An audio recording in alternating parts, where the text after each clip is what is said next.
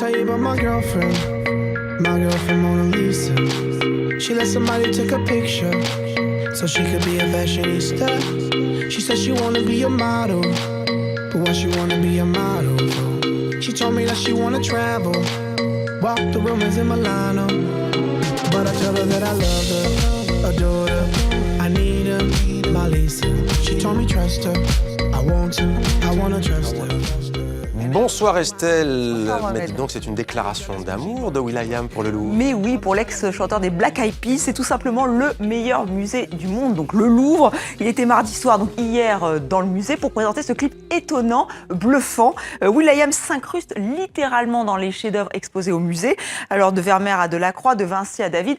Vous me direz, c'est un petit côté mégalo, allez, un tout petit côté mégalo. Mais pour atteindre ce degré de perfection, il a fallu 3 ans de travail. Et le rappeur est vraiment très admiratif de ce qu'il fait au Louvre, puisqu'il a participé à un documentaire où on le voit regarder les œuvres. Alors il y a un documentaire qui sera montré, et il veut inciter les gens du monde entier à venir au Louvre, ce qui est déjà le cas.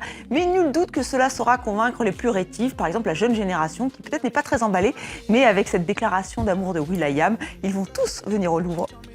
Au programme également, James Bond, Estelle. Une exposition nous dit tout sur 007. Et là, ce n'est pas au Louvre, mais à la Grande Halle de la Villette. Oui, alors nous avons eu la chance d'assister au vernissage presse ce matin avec Guillaume Gouet. Et je vous le dis tout de suite, Mohamed, je ne serai pas du tout objective dans cette chronique, car je suis une grande fan de James Bond de 007. Je les ai tous vus et même lus les romans de Ian Fleming, l'homme qui a créé 007. Et avec cette exposition qui s'intitule 50 ans de style Bond, on n'est pas déçus. On les revoit tous, de Dr No à Spectre, de Sean Connery à Daniel Craig, mes préférés. Et la scénographie est aussi spectaculaire que les scènes d'ouverture des films.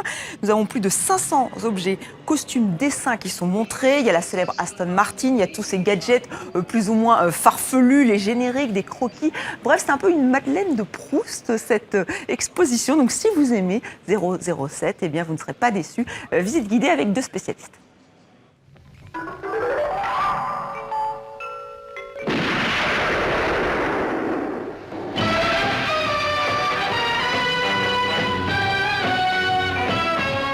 À la fin des années 50, les films d'espionnage étaient des films noirs, des films sombres. Et là, James Bond arrive, un agent secret, finalement pas si secret que ça, puisque tout le monde sait qu'il boit une vodka martini secouée et non agitée dans tous les bars du monde. Ce côté globetrotter, carte postale qu'on ne voyait pas dans les films de James Bond, avec de jolies femmes, des méchants incroyables qui n'existeraient peut-être pas dans la vraie vie.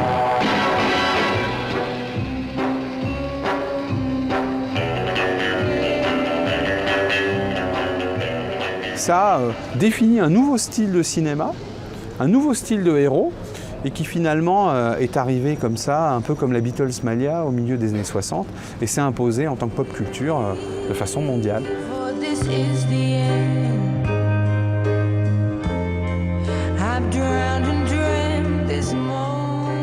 Les James Bond Girls sont très importantes.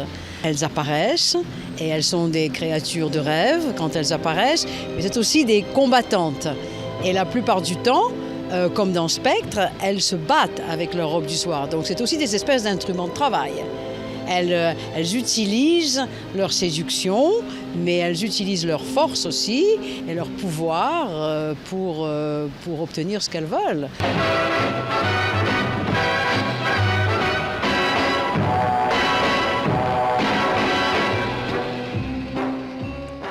Voilà, un tout petit peu de patience, hein, ça ouvre au public le 16 avril. Alors, ils auront peut-être la chance de signer la prochaine bande-son d'un James Bond. On leur souhaite, les Puggy. Alors, c'est le groupe le plus international de la Belgique. Pourquoi ? Parce qu'il y a Matthew, l'anglais, Ziggy, le suédois, et Romain, le Frenchie.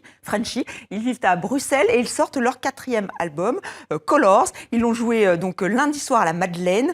Donc, c'est vraiment 2016, ce sera leur année. Et je vous propose tout de suite d'écouter le premier titre de cet album, Lonely Town.